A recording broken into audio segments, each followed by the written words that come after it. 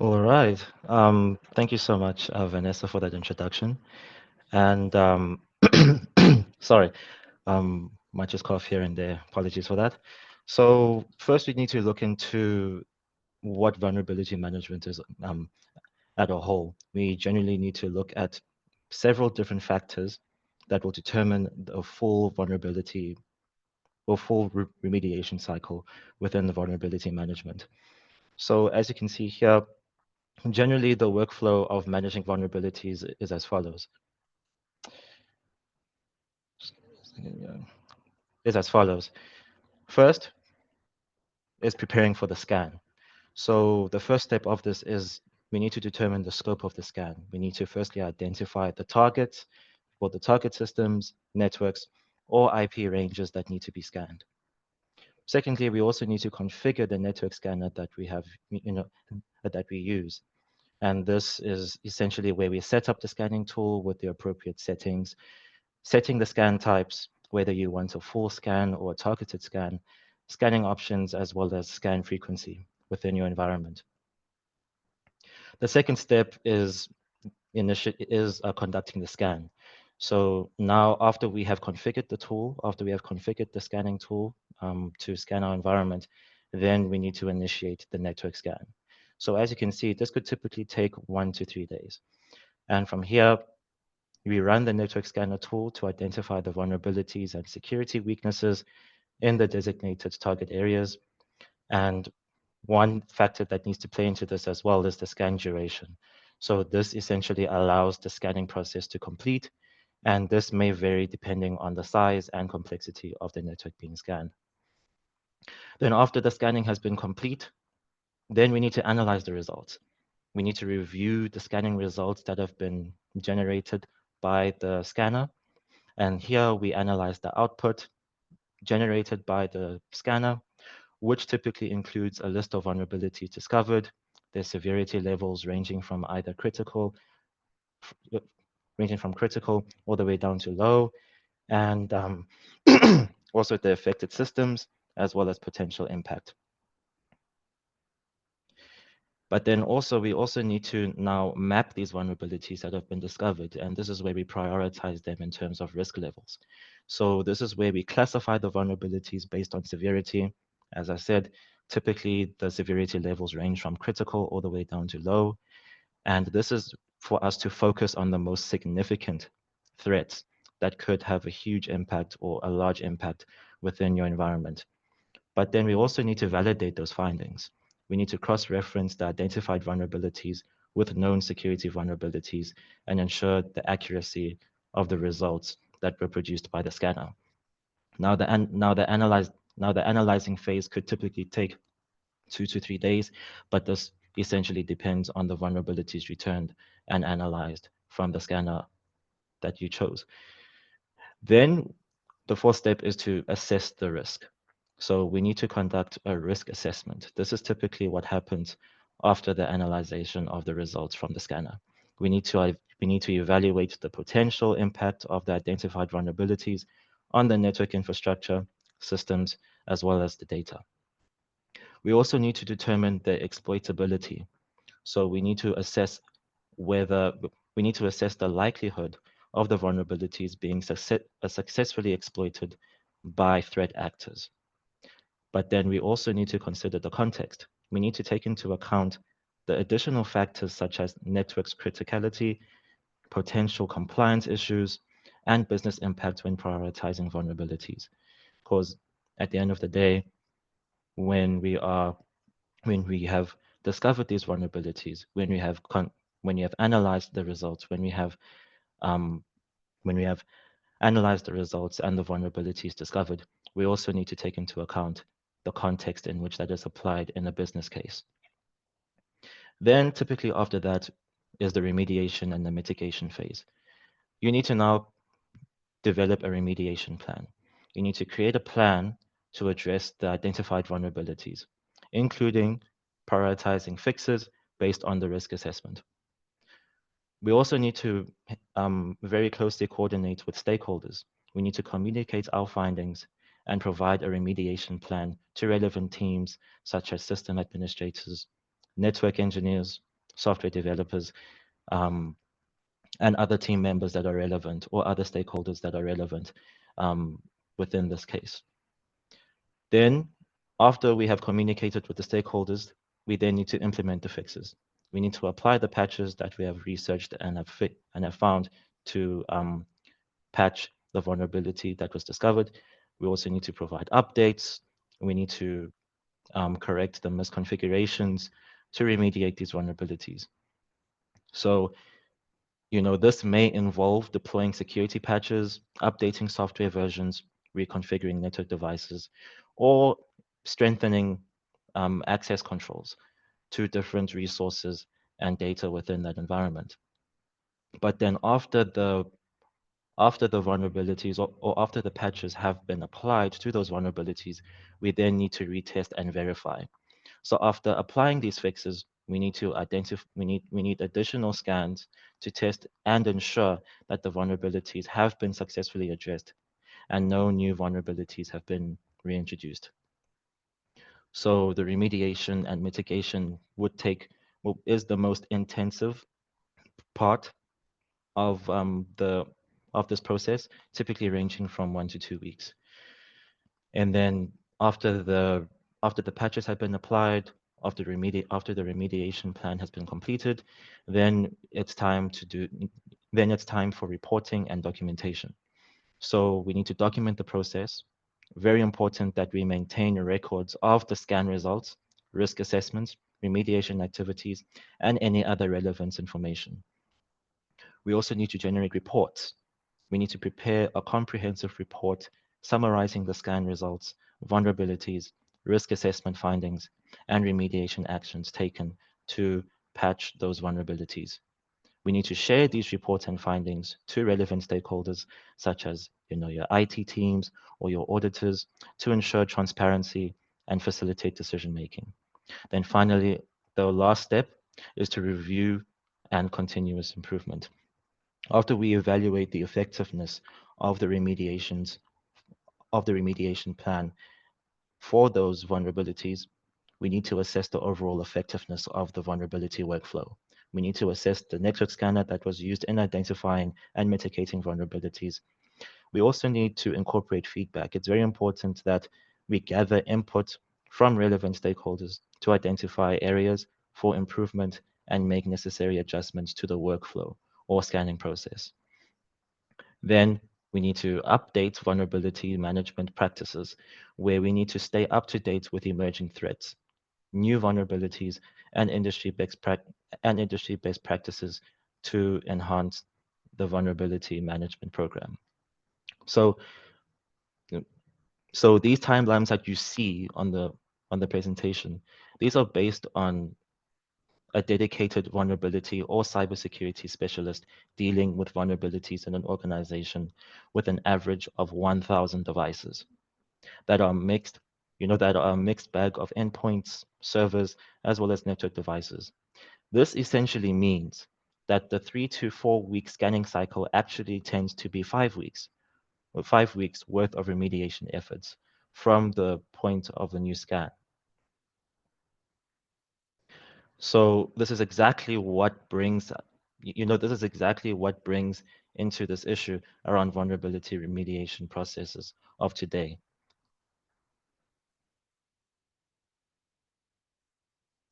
Right. So if we look at these stats here, we can see that in Q1 in 2022, there were about over 80,000 vulnerabilities published. 4 working weeks in a monthly cycle. Average time to remediate is 58 days. 1 in 4 companies are still susceptible to vulnerabilities that are older than 2 years.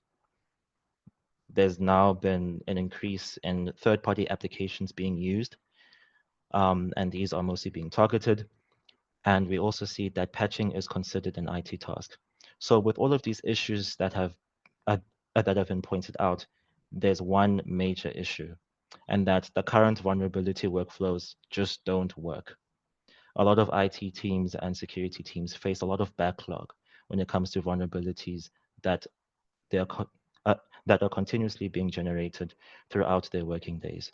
And if there's a backlog of vulnerabilities, if there's a lack of prioritization for the vulnerabilities discovered, IT teams and security teams will not be able to attend to those vulnerabilities that are of either a critical level, high, medium, or low. But of course, critical and high is the most important. But how are the security teams able to focus on those if they firstly need to sort through or prioritize the thousands of vulnerabilities that have been generated by the tool that they're using, prioritize them, attend to them by applying patches or remediations? Because in the previous slide, we did see that it takes a really long time. It takes a long time for one security professional who is in charge of over 1,000 devices to remediate those vulnerabilities. As you can see, like it took about 5 weeks. So the issues faced by security teams today, most scanning mechanisms are not keeping up with the current world of threats. They do not give you a real view of vulnerabilities, because whether it be an authenticated or an unauthenticated scan, if there are misconfigurations or bad inventory to work with, the picture of clear risks and an extensive understanding of vulnerabilities in your environment falls away.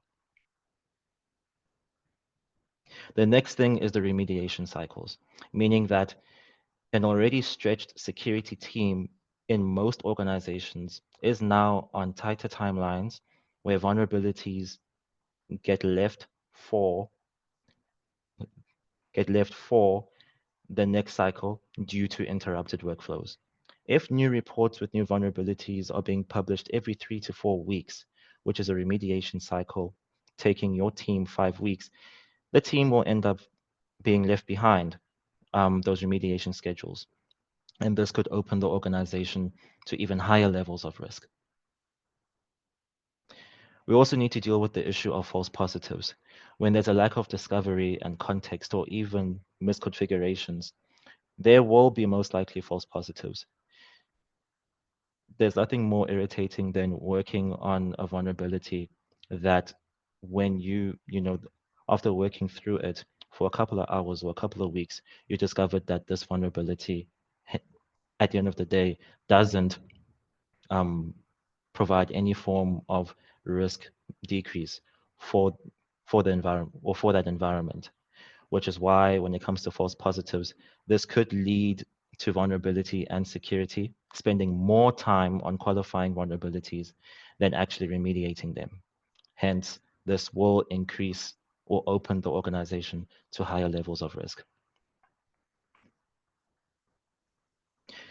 So this is essentially where VRX comes in to assist. And with that, I would like to hand over to Romy, who will give us will just give us an overview of the VRX platform and show its features and capabilities and how it visualizes vulnerabilities differently in decreasing the risk posed on your environment. Hey everybody, thank you very much. Let me just share my screen.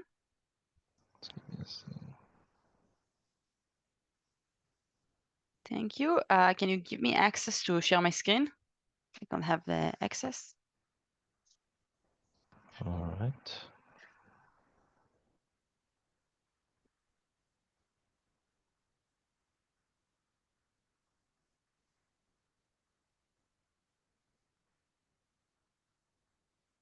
Okay, great. Thank you.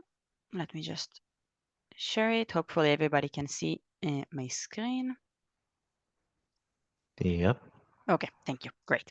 So this is the dashboard itself of the solution VRX. Before I get started, just a few words of the solution. We are a SaaS solution. We are located in the cloud. It doesn't matter where your devices are at. We can work with essentially devices that are on-prem, on the cloud, in a remote location, working from home, working from the office. It doesn't really matter for us. We are working with an agent-based solution. So basically, we install the agent on the devices, and from there on, we can get the information and get all of the capabilities that I'm going to talk about automatically on the systems. So this is the dashboard. This is the first page. This is where we can see the inventory and the information that we collect from the devices. So we can see the threats, the vulnerabilities essentially. We can see the patches that are available, and we can even see the number of application, third-party application that we have installed, assets, operating systems, and the overall risk status for each one. So this is a great place where I can understand about my inventory and can understand how my company is doing, how my organization is doing, what vulnerabilities I have, when I detected them, in a timely fashion, and of course, how many available patches and updates I have right now. So everything here is clickable, all of the data, all of the information, and we can take a deeper look into the vulnerabilities. So we talked earlier about how we get those long list of vulnerabilities, and now we need to go one by one and try to understand if they're even affecting my specific company.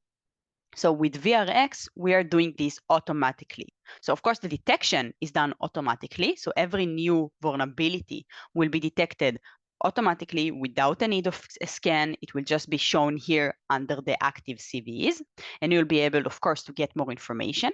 But furthermore, we are also going to help you calculate the actual risk score of each one of those vulnerabilities. So again, instead of you going one by one and trying to understand where this vulnerability is located, if it can even harm my specific environment, and so on, we are doing all of that automatically in the back end of the solution.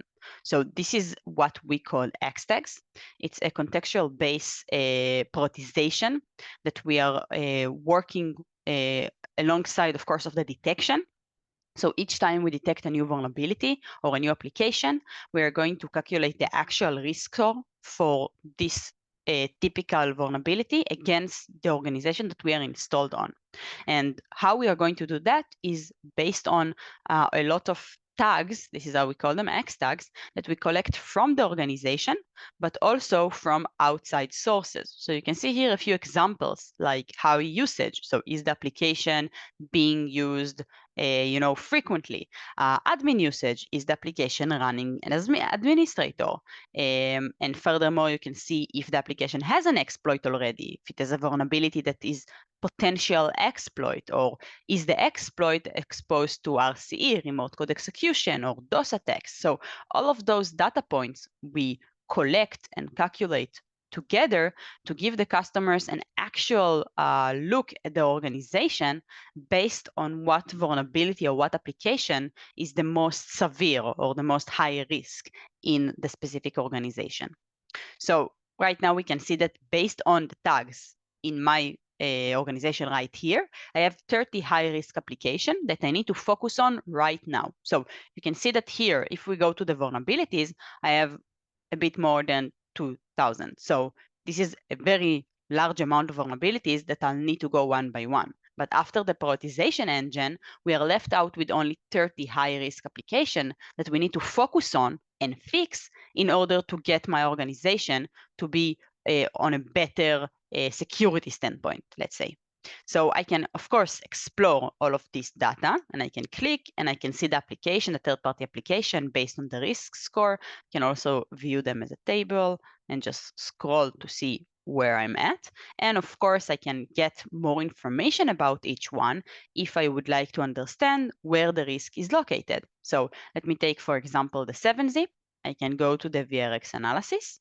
And under here, I'll be able to find the actual risk overview for this specific application. So I can see the X tags that we collected. You can see that it has a known vulnerability, 7-zip. It has an attack surface. It has an exploit out there, and way more information that we can see here. And based on that, we are given the score for the application. So now, after we get the score, after we understand that we have a vulnerability here, and we have, of course, a lot of risk in this specific application against the organization, from here, we can go ahead and patch or fix or do something to actually remediate the risk. So of course, the easiest thing that we can do is actually run the patch if it's available, of course. Here in my example, the patch is available. We can see that here with a little square, and I can jump to the patch management. I can decide what version I would like to patch on what machine. I can even see if the patch is going to remediate some kind of vulnerabilities or if not. And based on that, I can decide what I want to do. I can simply click on the patch, click on update, select, of course, the machine that I would like to patch. If it's all of them, maybe just one, and then select the schedule and push the patch. So it's very easy, no need to integrate with any other tool, no need for you to prepare packages or download any kind of, installations and tools and so on. It's all done automatically from the agent. And that's basically the, let's say, manual installation of a patch. Because like you saw, I clicked on the application, I chose an application manually, I chose the patch manually, and then I, of course, do it and push it more on a manual kind of basis. We will talk about automations later on. This is why I'm saying that we have also the manually. But before I go ahead and talk about automations, I would like to talk a little bit more about what type of remediation we can do. So right now, I took an example where 7-zip had a patch. But if, for example, I'll take an application that doesn't have a patch, for example, we have here Bolt, and this application right now doesn't have a patch, but it is pretty vulnerable. So if I go to the risk, I can see that it is risky, it has some kind of vulnerabilities, and it is a major risk in my organization. So I can do a few things about this application. First one is, of course, I can go ahead and uninstall it. So I can run a script from the system. We have scripts, and I can simply uninstall this application. Or I can even maybe say to the customers, hey, please uninstall it yourself. I can send messages from the scripts and so on. So this is one way to go about that. Second way is to, of course, use our X-Protect. And the X-Protect is a virtual patching tool that we have in the product. It gives us the ability to give additional protection to applications that are risky but doesn't have a patch available, or we cannot install the patch as of yet, or maybe even we don't have the time window to run a restart on the application, and therefore we cannot deploy the patch. So in the meantime, we can use the X-Protect to give us additional protection against exploit attempts against the application. So this is how it will work. We can decide if we want to manage the protection, what machines we would like to protect, but of course, assets essentially. We can see here all of the assets, and then we can decide if we want to monitor or protect this application. So monitor, it's going to basically actively monitor the software, the memory space of the software against exploitation attempts. And once it will detect something, it will send a log saying, hey, this application is being exploited, and the protected option will do the same, but also block the exploit attempt. So this is the difference between those two. And it's pretty useful tool, again, for application that maybe they are end of life, end of support, no patches are available anymore, or maybe application that you cannot patch because it's outside the time window that you have for patches, or you cannot restart the machine or anything like that. And this tool, the X-Protect, doesn't need any restart. It doesn't need to shut down the application. It will just be running a protection script against the memory space of the application. So this is about the X-Protect. Now let's take a look at our asset management. We can see here that we have the capability to look at each one of the assets that I have in my organization. Of course, we also have support for macOS, Windows, and Linux. So you can see here all of the different operating systems. And we can, of course, click on a specific machine, see the information that we have, the version of the operating system, what patches are available, the specific application risk score for this asset, and of course, active vulnerabilities, see the trend, and so on. And we can also, of course, create groups based on a lot of different filters to make it easier for us to actually take the organization and push later on patches or scripts or anything around that based on groups that we created. So the creation of the groups can be done straight from here. Let's do a test. And then we can, of course, choose the filters that we would like to filter this group by or based on. And the groups are also dynamic, which is very nice because you don't need to go ahead and change them manually at all. So it gives us the capability to maybe even see where you have a specific application installed or where you don't have the application installed. And then later on, you can build on top of this group a process to run the installation of the application or uninstall of an application based on the group that you created. So this is just a specific example, but you can also create groups based on the operating system, based on specific vulnerabilities that the machine have, maybe even based on a name or a naming convention that you have in your organization, the type of machine, and of course, furthermore, we have attributes that will give you the OU units, domain, IPs, and even custom tags that we can create manually. So this is how we can create the groups. And of course, like I said, the groups are dynamic, which is very nice because each time you will install a new application or even install a new asset to the system, it will automatically create the groups based on the filters. So you can see here a few examples of groups. We have, for example, machine that doesn't have 7-zip. So the name is needs 7-zip, and you can see that the filter is based on the application that doesn't have 7-zip. So basically, each asset that doesn't have 7-zip installed will be added to this group. And later on, we can take this group and, like I said, run a script that will install 7-zip on all of those machines. So this is how we work with automations. Let's actually take a look at the automations now that I mentioned that. So this is the automation page. This is where we can generate different kind of automations to run on our system. We have 4 types of actions that we can take: app updates, OS updates, running scripts, and getting reports. And we can build all of them together or separately to create a timely fashion automation to actually run each day, each week, or another time frame that fits your company best. So for example, we can take a look at the app updates. We will select what applications we want to update automatically. So it can be the low effect applications like Chrome, like for example, Firefox, maybe WebEx, and so on. And then we can click next, select the severity of the patches that we would like to deploy. So this is basically how we will decide or how the system will decide what patch it needs to install or not install. So we can maybe unselect the lower severities and only focus on the critical and high severity patches that will be uploaded to the system.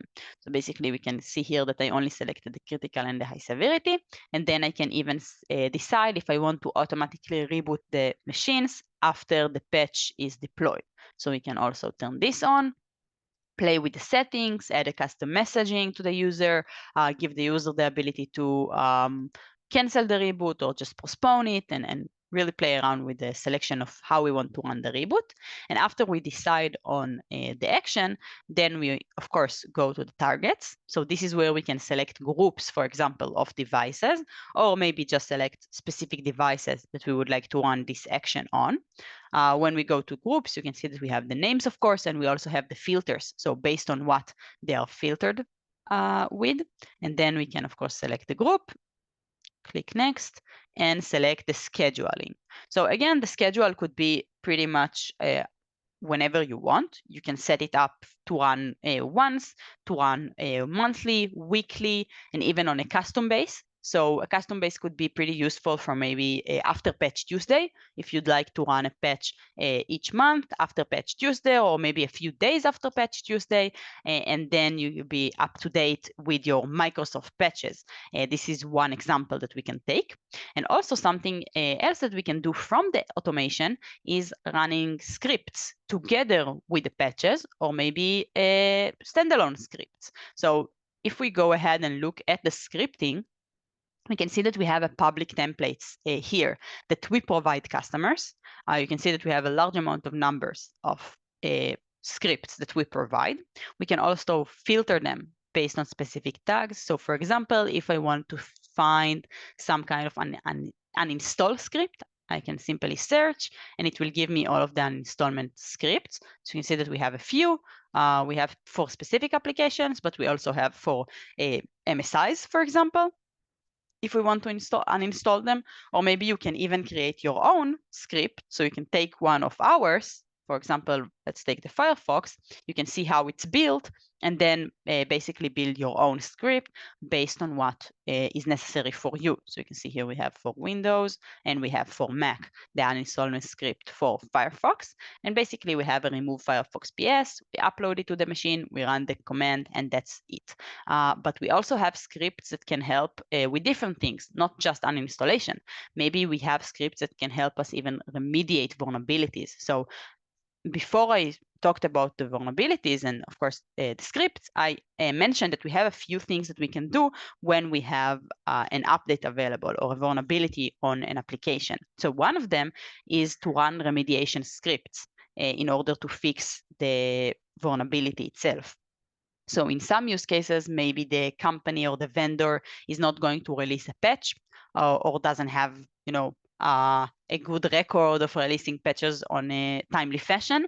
And in those use cases, we can search and see if we find some kind of remediation script to help us fix a specific vulnerability. And you can see here that we share those kind of scripts with our customers. So you can see that we have here a lot of remediation scripts. We can also filter based on the remediation scripts, and we can see that we have a few for a lot of different vulnerabilities. And you can basically search for them under the public scripts and just use them as necessary. So for example, here we have a specific one, we can select, we can go ahead, read about what it will do. So we have a description for each one. It will explain what this script is going to fix or going to do.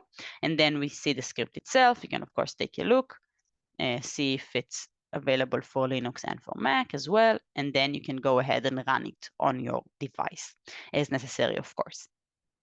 Additionally, we can also send reports using the scripting. So we can send the reports on a timely fashion.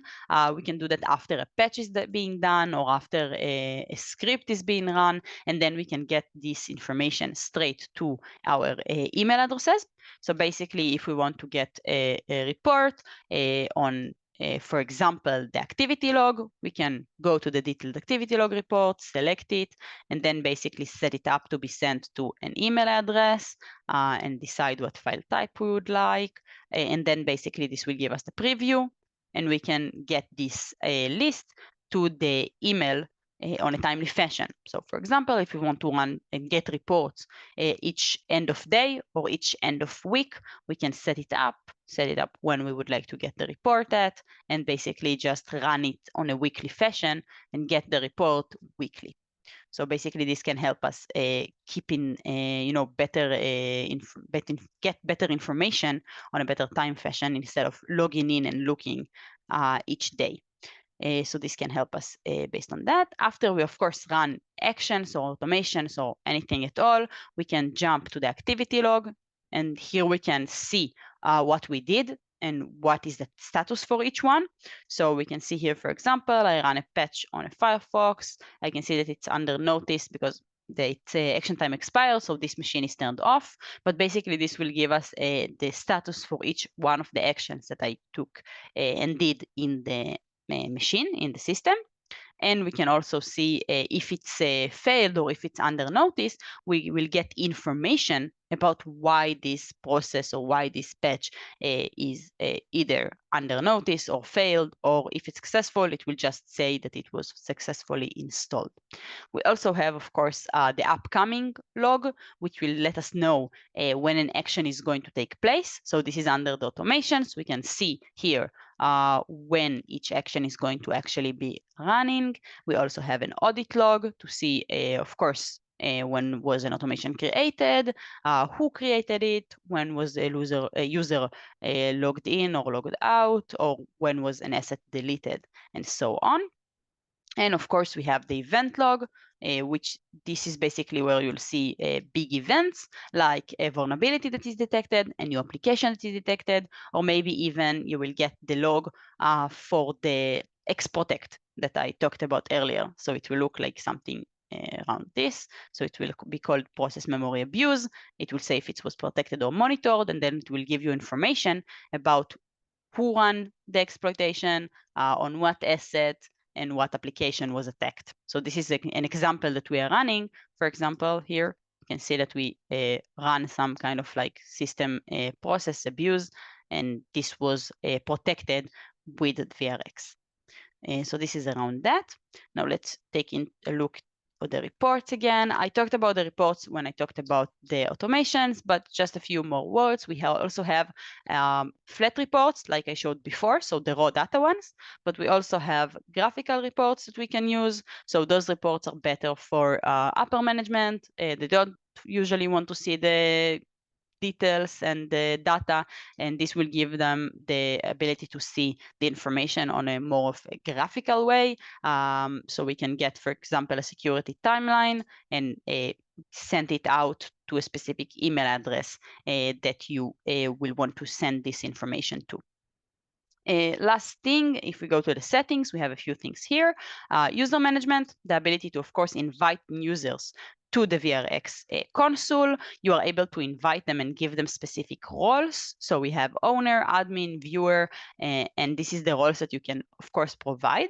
But also you can create specific teams for team members to be able to see only their specific devices. So you can create teams that will see specific group of devices, and basically all of the team members here are only able to see the group of devices that is allocated to them, and they will have the specific roles based on, of course, what you provided in the beginning. So here we have this user. He is only able to see the machines that are under this HuliCorp group, for example. So only 23 assets. So once he will join to the console, those will be the only available assets and information that he's able to see and get. So this is where we can, of course, decide that. And of course, like I said, given different type of roles, it will affect what he can do in the system. So we have, of course, the owner, like we saw. The owner is able to do everything.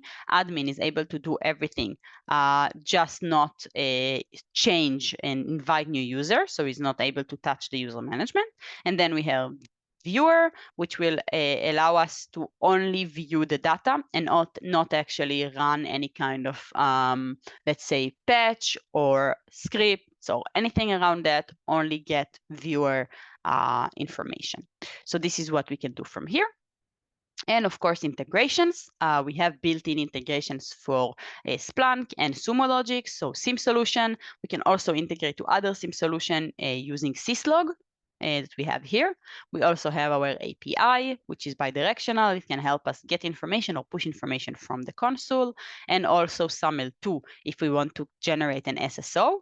And lastly, we have also webhooks integrations. So we can generate those webhooks integrations and connect it to other third-party applications to get the information from the console out. So this is a few words about integration. And lastly, let's jump to the as a deployment. So at the beginning of the call, I explained that we are installing an agent on each one of the assets that we would like to manage. And this is basically how we are doing that. So the installation is very simple. It's basically a one-liner that we run on the systems. Of course, depends on the operating system that you have. You have different one-liners. But again, the deployment is super simple. Just copy, open the device and run it on the device. This is a manual installment. And if we want to do, of course, a remote installment, we have a lot of other capabilities that we can do from, for example, we can use a GPO, or you can use any other tool or capabilities to run one-liners on your devices. And we even have our own utility tool for deployment for Linux and for Windows. So this is how we do the deployment. I think I covered most of the information about VRX. So from here, we can, of course, go to answer any questions that you might have. Right. Thank you so much for the for the demonstration of the VRX dashboard, Remy. Are there any questions that anybody might have? You do have the ability to unmute your mics and ask questions, or you can just simply put it in the chat if you want, and we will take we'll take the remaining 12 minutes to just answer any questions that anybody might have with regards to VRX.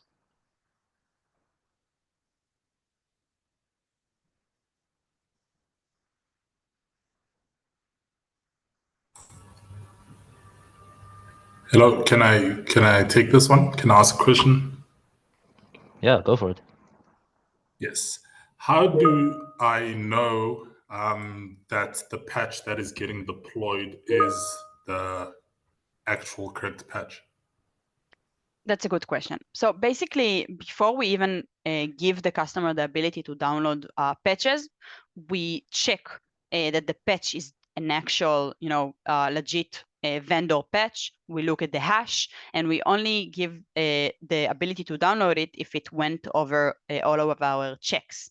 So this is also why for a new patch that is available out there, it will take us at most 24 hours to give this availability in the product. Of course, it depends on the patch, it depends on the severity and so on, but this is the time fashion that will take us to actually check that the patch is okay. It's from a vendor website, it's not from, a random website out there, and that the hash is looking like it should. Okay.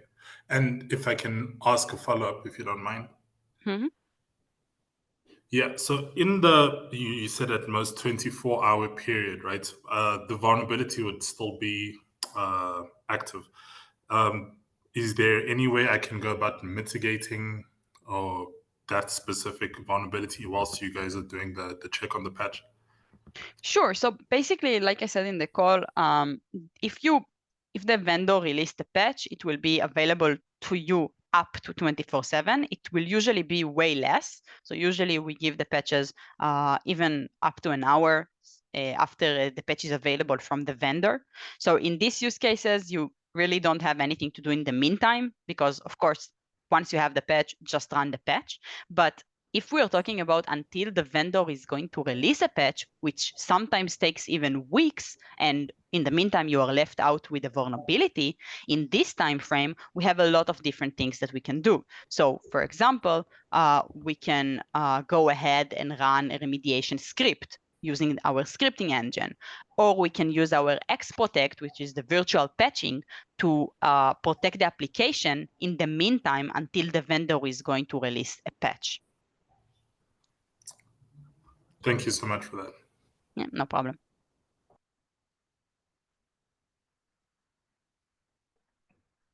Right. So we did have a question in the chat by Tabo, asking whether the agent or whether the solution requires it to be agent or is it agentless, and it is agent-based. That's answered by Tristan. Any other questions that anybody might have on the solution? Any features that piqued your interest? For me personally, I would definitely say it was the automation, because quite a lot of the solutions that are only manual based. So you can imagine, as I presented, the backlog of vulnerabilities that an IT team or a security team has to go through to remediate that. So it's really nice to know that not only are you able to automate the patching process for an application, but then you're also able to do it for operating systems as well. You're also able to run your own scripts, but then and also generate reports on a monthly, weekly, daily. It's really customizable, which is what I like.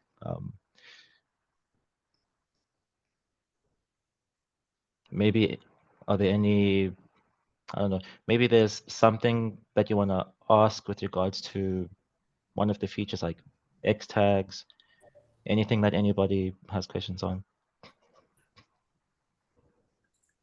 Yeah, I do have a question on my end. Is there also a possibility I could possibly a bit integrate VRX maybe with my SIM and the like? Yeah, so integration with SIEM solutions and SIEM tools is totally possible. Of course, it depends on your SIEM tool on how to do so. But if you're using Splunk or Sumo Logic, we have built-in integrations. And if you're using any other SIEM tool, we can use syslog to integrate with. Okay. No, that's perfect. Thank you.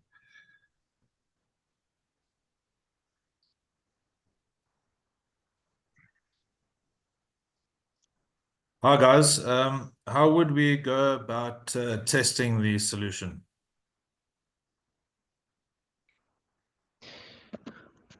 All right. So how you can test the solution is that you could go to, you can head over to well, you can either contact Epic Cyberminds Security for that. You could also contact their partners, Cyber Retaliator Solutions, where we'd be able to discuss how we can get the testing process started. You can also head over to VRX's website where you can sign up for a POC session or trial period of 2 weeks, and just to maybe give you, the ability to play around and just give you a general feel of the solution.